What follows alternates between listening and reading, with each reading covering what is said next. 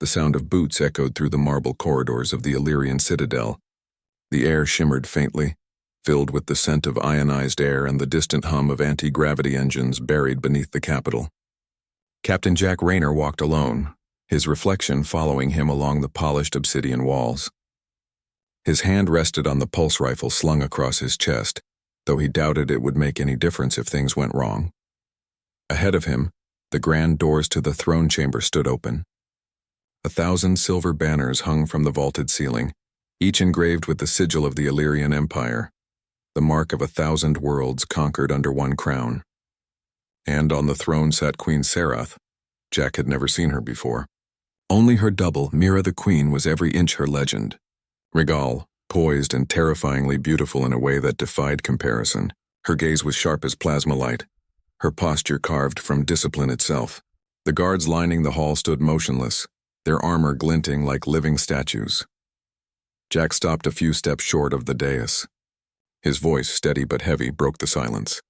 "Your Majesty," he said, lowering his head. "You summoned me." The Queen tilted her head, studying him with an unreadable expression. "You are the one," she said softly. "The human who touched my reflection." The words cut through him like a blade. Every movement in the chamber halted. Even the guards seemed to hold their breath. Jack's throat tightened. He had expected judgment, but not like this. "I served her," he said. "Protected her. Nothing more." Queen Serath rose from her throne. The light from the ceiling fractured across her gown, scattering shards of color across the floor. When she stepped closer, the faint scent of Illyrian incense followed her, metallic and sweet. "Do not lie to me, Captain," she said. "You did more than protect her. You gave her what no one has ever given me." Her words hung heavy. Jack's heartbeat pounded in his chest. The Queen stopped just inches away from him. She was taller, her eyes glowing faintly with the psychic energy that marked her species. "Tell me," she whispered. "Did you know she carried your child?" He froze. For a moment, the room itself seemed to stop breathing. Jack did not answer. He did not need to. The Queen already knew. She turned away, her long cape sweeping across the steps. "I created Mira to die in my place," she said. "A vessel of flesh and memory, nothing more. Yet she did something impossible, and she lived. She loved. And now she carries the future of 2 worlds inside her." Jack swallowed hard. "If this is the end," he said quietly, "then let her go. I'll take whatever punishment you decide." The Queen's voice softened, but her eyes remained cold. "You think I brought you here to kill you?" He met her gaze. "Yes," she smiled, not kindly but curiously. "Then you do not understand me at all." The sound of distant thunder rolled through the citadel's shield dome. Outside, the twin suns of Illyria burned pale over the capital. Jack stood there, still as stone, as the Queen turned back to face him. "I will not end your life, Captain," she said. "I will claim it." And in that moment, Jack understood that his fate had already been decided long before he entered this hall. Long before the throne room, before the Queen's summons and the silent terror of her eyes, there was only the citadel's lower wing, a quiet maze of corridors filled with soft light and echoing footsteps. That was where Jack Rayner had first met Mira. She was standing at the center of a reflection chamber, surrounded by a dozen mirrors that shimmered with holographic overlays. Her posture was perfect, her tone flawless, every word rehearsed until it matched the Queen's inflection. Yet there was something fragile in the way she hesitated between lines, as if unsure which voice truly belonged to her. Jack had been assigned as her protector, nothing more. Human, battle-worn, detached, the kind of soldier who followed orders because they were easier than questions. He stood guard as she practiced her royal gestures, repeating phrases from ancient Illyrian rituals. When the session ended, Mira turned toward him. "Do you ever get tired of standing still?" she asked. Jack did not answer right away. "It's part of the job," he said finally. She smiled faintly. "Then I suppose mine is the same. Standing still, pretending to be someone else." He looked at her properly then, and something shifted. She looked almost human. Not in appearance. Her skin carried a faint silver hue, and her eyes were bioluminescent amber, but in the way her voice carried uncertainty. It was the sound of someone trying to understand who they were. Over the next weeks, he learned her routines. The palace whispered around them, alive with hidden politics. Every day, Mira rehearsed the Queen's speeches, attended decoy meetings, and dined under the observation of royal advisors who pretended not to know she was a copy. Every night when the halls grew quiet, she walked the observatory decks alone. That was where their conversations began. One night, she stood by the viewport watching the stars rotate slowly beyond the energy shield. "Do you know what they call humans here?" she asked. Jack kept his voice calm. "I've heard worse things than what they call me." "They say you are primitive," she said, "driven by instinct. But I've read your histories. You built empires from dust. You dream even when your world burns." He looked at her profile, lit by the cold light of the nebula outside. "Dreams are dangerous," he said. "They make people believe they can change what they shouldn't." She turned to him. "And do you believe that?" Jack did not answer. He had seen enough of war to know dreams had a cost. But Mira's gaze held him, patient, searching for something beyond his silence. Days became weeks, and the line between duty and companionship began to blur. She started asking questions that no decoy should. What was your world like before the wars? Did you ever love anyone? Do you think I'm real? He tried not to respond. But one night when the silence grew unbearable, he said softly, "You feel real to me." Her breath caught. She stepped closer, close enough that he could see the faint pulse beneath her translucent skin. "Then maybe that is enough," she whispered. For a long time they said nothing else. Outside, the city lights of Illyria glowed like distant constellations. Inside the citadel, a soldier and a clone stood side by side, both pretending not to need what they had just found. But everything changed the day the Queen was attacked. It was during a diplomatic reception. A rogue faction infiltrated the palace and targeted the throne chamber. Mira, serving as the Queen's double that evening, was the one in danger. Jack fought through chaos, shielding her from plasma fire, dragging her through collapsing halls. By the time the reinforcements arrived, he was bleeding, his armor scorched, and she was holding his hand with a desperation that no imitation could fake. That night, when he woke in the medbay, Mira was there, sitting by his bed. Her hand rested against his chest, feeling his heartbeat through the bandages. "You could have died," she said. Jack managed a weak smile. "So could you." "I am a copy," she whispered. "They could make another me, but you cannot be replaced." He reached up, his fingers brushing hers. "Don't say that," he murmured, but she only smiled through her tears. "Then tell me what to be instead." And he could not. From that night on, everything between them began to change. The days after the attack felt heavier, quieter. The palace resumed its rhythm, but something between Jack and Mira had shifted into a silence that neither could undo. The guards still bowed when she passed. The advisors still addressed her as Your Majesty. But when the doors closed, the mask slipped and she would sit near the viewport again, tracing the stars with her fingers as if searching for something beyond reach. Jack had been reassigned to her wing full-time. For her safety, they said. But everyone knew what it meant. The Queen's double was now a symbol of vulnerability, and the human who had saved her life was a liability wrapped in loyalty. One evening, as the city lights pulsed beyond the window, Mira stood by the railing of her chamber, her voice quiet. "I keep remembering things that are not mine," she said. "Places I have never been, feelings that should belong to her. I remember being crowned beneath the twin suns. I remember holding a blade at a traitor's throat." She looked down at her trembling hands. "But I also remember you." Jack stepped closer, cautious. "Maybe your memories are merging with hers. Maybe it is part of how you were made." "I do not think it is," she said, "because when I think of you, I do not feel like her at all." The words lingered between them like gravity, pulling them closer until the distance was unbearable. He wanted to step away. He knew he should. But she reached out, and for once he did not move back.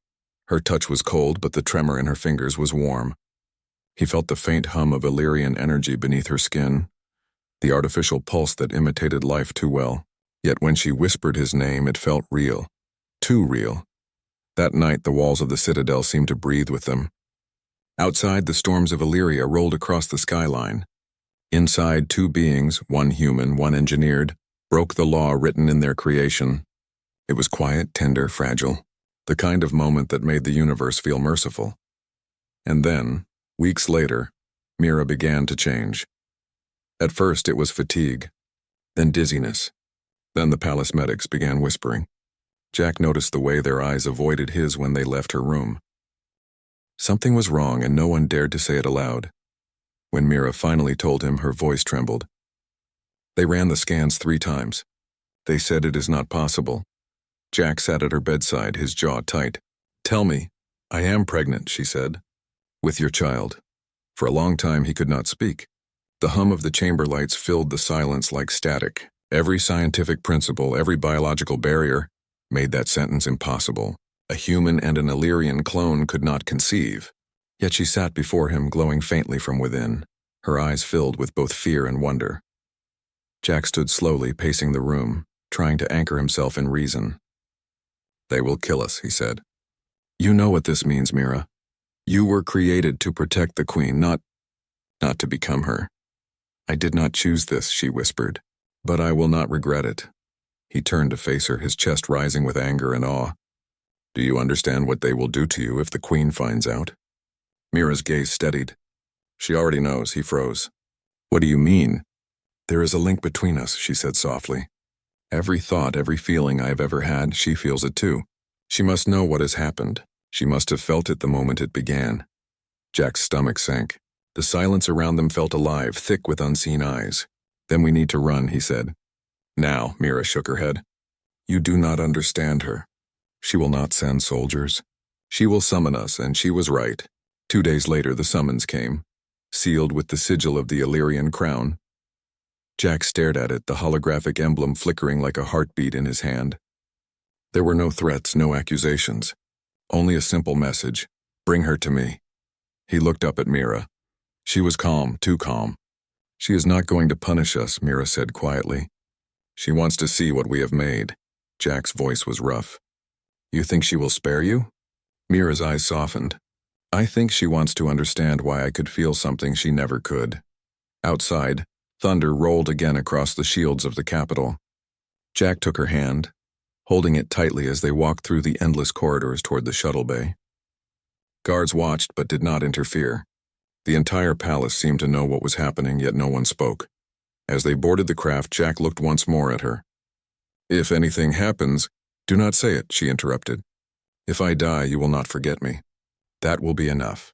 The engines flared and the ship lifted toward the heart of the Empire, toward the throne that awaited them both. The flight to the central citadel was silent. Outside the viewport, Illyria stretched below them like a living jewel, rivers of molten light winding through the darkened cityscape, towers piercing the clouds like blades. Jack sat beside Mira, his hand resting on the pulse of his weapon, even though he knew it was useless now. This was not a mission. It was a reckoning. When they landed on the royal platform, a procession of guards awaited them. None spoke. None gestured. They simply formed a corridor of steel and silence leading into the heart of the palace. Mira moved first, her head held high, her silver-white gown shifting softly with each step. Jack followed close behind, his eyes scanning every face, every shadow. The doors to the throne chamber opened without sound. Inside, the air felt alive, charged, humming with psychic power that crawled across his skin. And on the throne sat Queen Serath. Jack had expected fury, but what he saw was curiosity, sharp, measured, and cold. The queen rose slowly, her presence filling the room like the weight of a storm. She was older than Mira, but not by much. Her aura was impossible to ignore, her skin faintly radiant, her gaze focused with predatory precision. So, she said, her voice echoing across the marble floor. This is the man who broke my reflection. Jack bowed slightly, forcing the words out. Your Majesty, the queen's gaze shifted to Mira. You have done what no Illyrian scientist believed possible, she said. You conceived life beyond design. Do you know what that means? Mira met her eyes without fear. It means I am more than a shadow, she said softly. Serath stepped closer, the hem of her cloak whispering against the floor. It means, she said, that something divine has occurred. You carry the future of my kind, and his. Her eyes flicked to Jack. A future I intend to understand. Jack moved instinctively, stepping between them. You will not use her as an experiment. The queen's lips curved in the faintest smile. You mistake me, Captain. I do not wish to destroy her. I wish to preserve her. Her voice softened, almost thoughtful. For 4,000 years, the Illyrian line has ruled without change. Our blood is pure, our form perfected, but perfection stagnates. What you have created is a bridge, the child of flesh and thought, instinct and design. She reached out a hand not to touch, but to feel the faint psychic pulse radiating from Mira. This is evolution, Mira trembled. If that is true, then let me raise this child free. The Queen studied her, then looked to Jack. You care for her, she said. That much is clear. You would die for her. Jack's jaw tightened. I already almost have. Then live for her instead, Serath said. I offer you a choice. Become my royal consort and publicly, politically, and I will protect her and the child. The world will believe this union was my will, not your crime. Jack stared at her. The offer hung heavy in the air. It was salvation wrapped in chains. You want to use me to legitimize the child, he said. I want to protect what you have made, the Queen replied. But I also want to understand it. Through you, through her. She stepped closer, lowering her voice. Do you know what it feels like to rule 1,000 worlds and never feel anything real?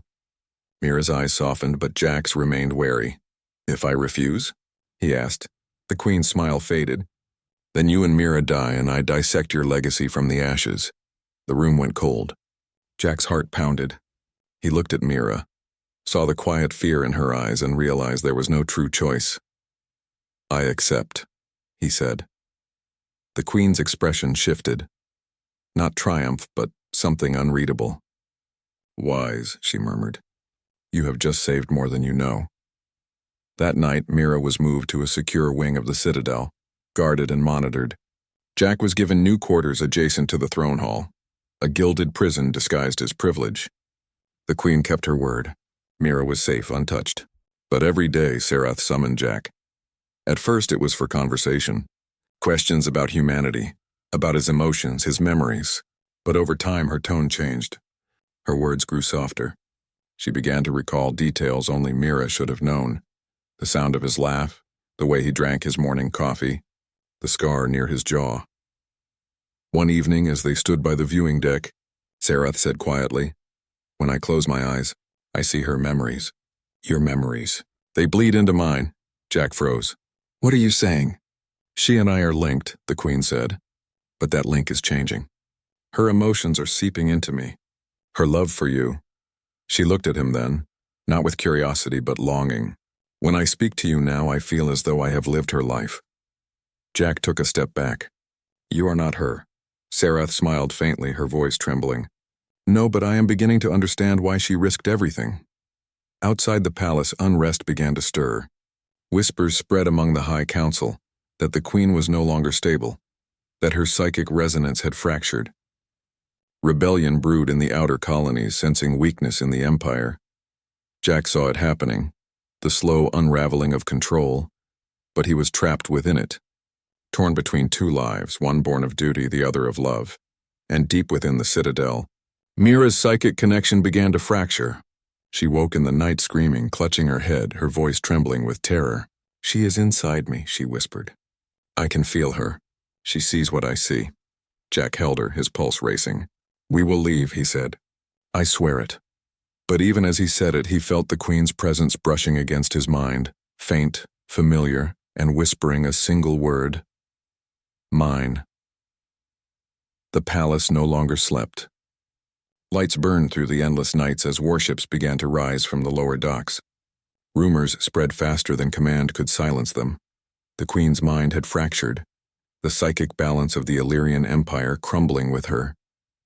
Every colony felt the tremor of her instability like a storm moving through the stars. Jack saw it unfolding from within the gilded cage of his new quarters.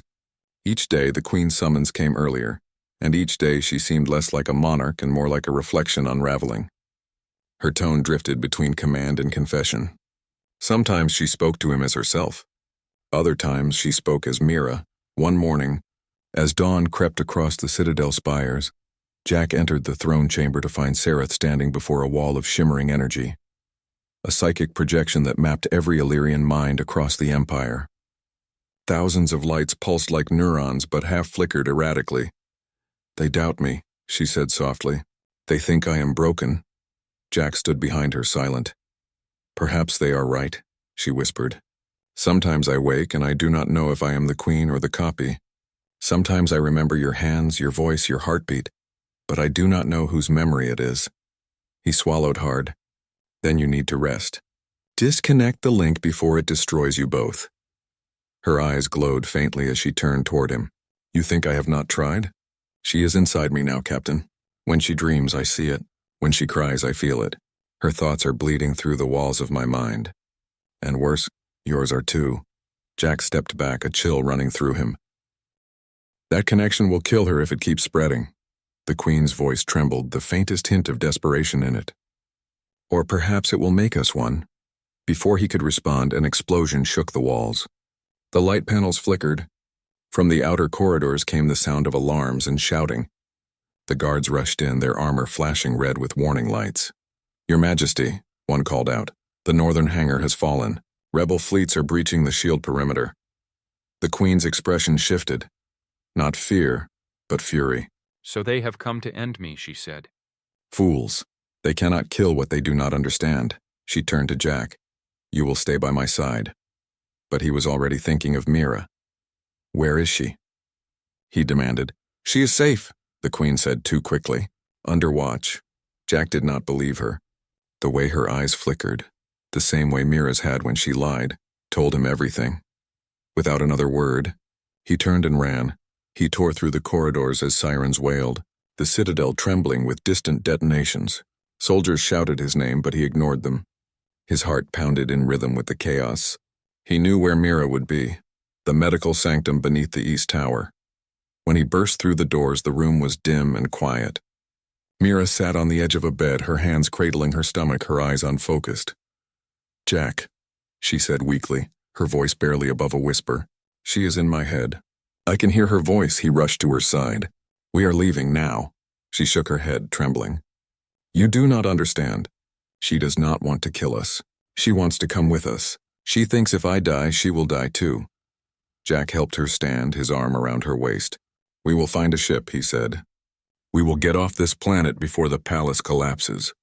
But as they stepped into the corridor, the Queen's voice filled the air, not through speakers, not through comms, but directly inside their minds. Do not run from me. Jack, she whispered. You promised to stay. She cannot survive without me. Mira gasped, clutching her head. She is pulling at me. Jack gritted his teeth and pulled her forward. They moved through smoke and falling debris, the entire citadel shaking with rebellion. The Queen's psychic presence followed them, echoing through every corridor like a haunting memory. When they reached the docking bay, the view beyond the glass was chaos.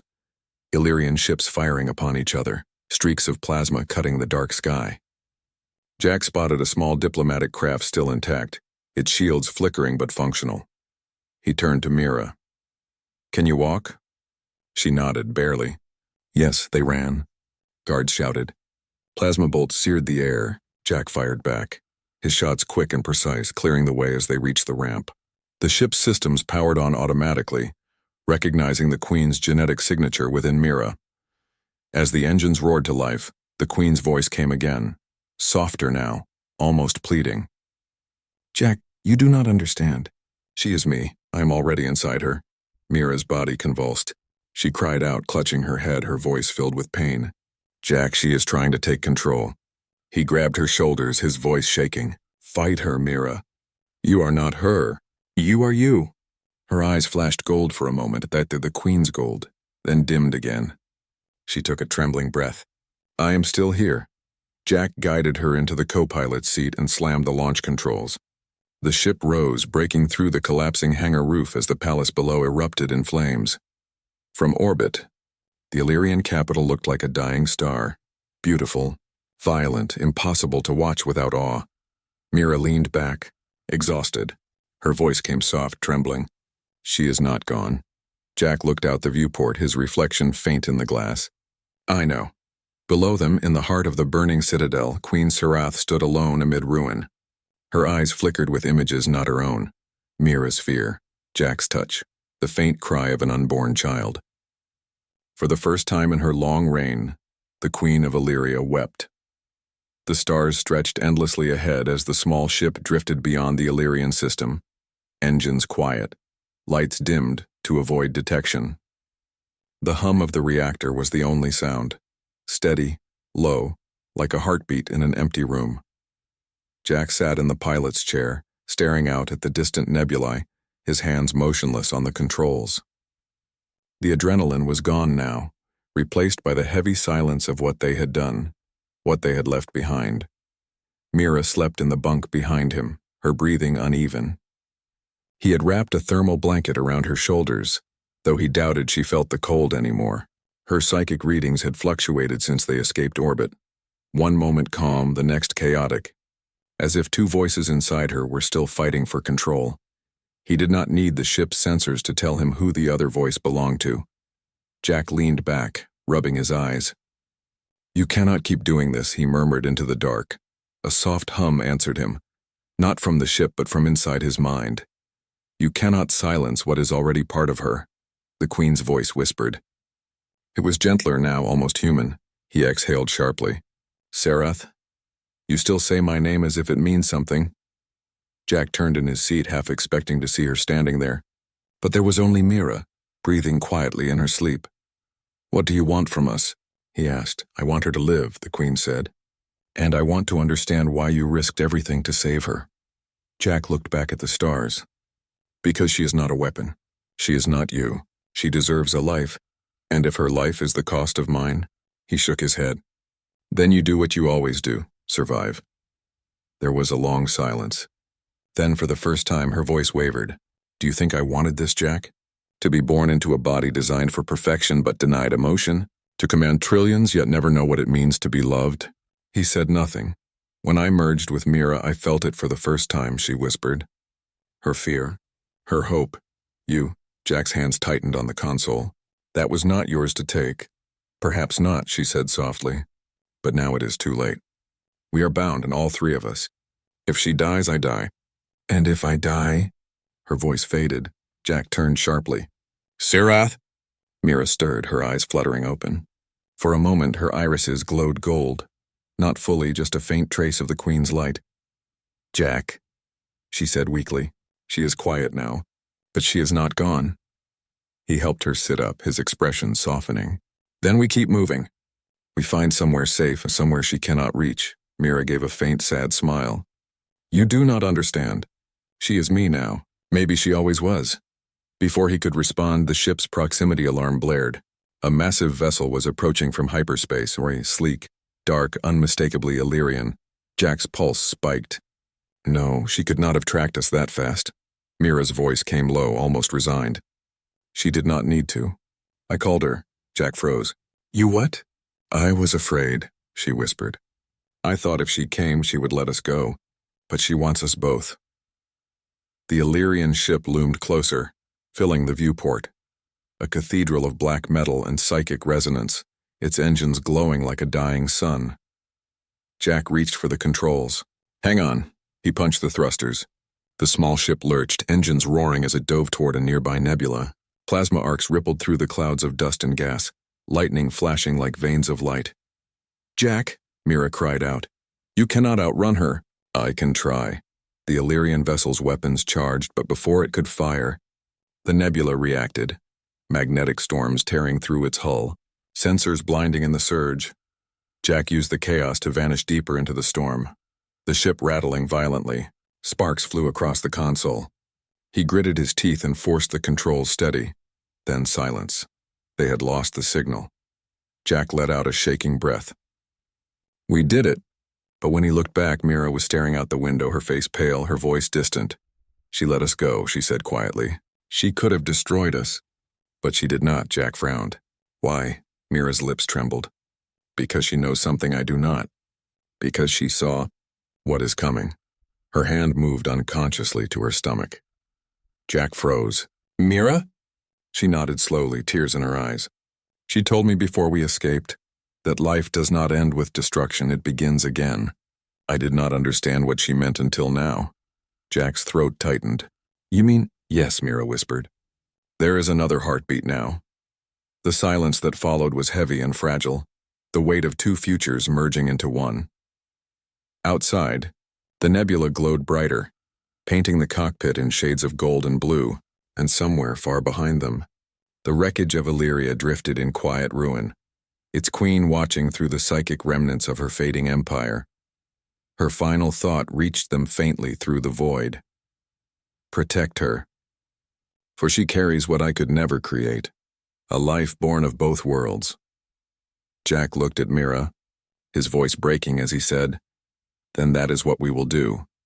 And as the ship disappeared into the starlit horizon, the galaxy seemed to exhale, the story of a dying queen, a soldier, and a child yet unborn carried onward through the endless dark.